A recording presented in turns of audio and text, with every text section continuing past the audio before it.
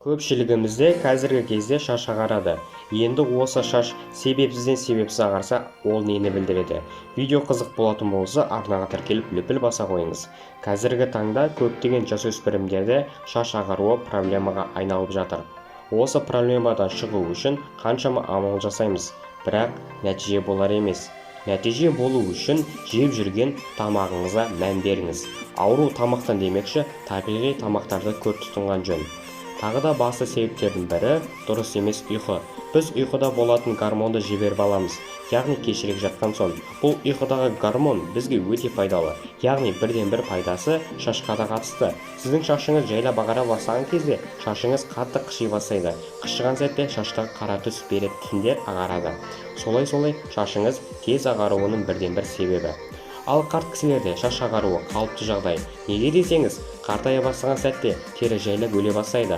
Сонымен қоса шаш та ағаруын тездетеді. Адам бойындағы энергия жинау үшін қартайған сәтте барлығын өзіне сіңіре бастайды. Ал сіңірмесе, бұл табиғи заңдылыққа жатпайды. Қазіргі таңда бұрынғы заманға қарағанда тамақ сапасы нашар, химикаттар баршылық.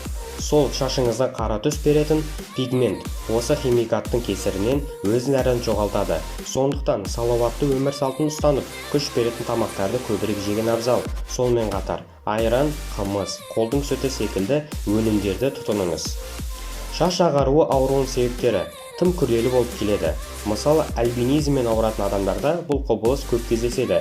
Немесе көңіл күйдің орнықсыздығы, жиі жабырқау, үмітсізден қамығу себебінен болуы мүмкін. Шаштың түсі меланиндердің себебінен қарайып тұратындығын айта кетелік. Егер пигменттің қалыптасу барысы кедергіге ұшыраса, онда сіздің жас шамаңызға қарамай шашыңыз ағарып кетеді. Сіздің шашыңыз ақшылдау ма, немесе қара ма? Комментке жаза қойыңыз. Сіздермен бірге болған Жел каналы, келесі видеомызда көріскенше.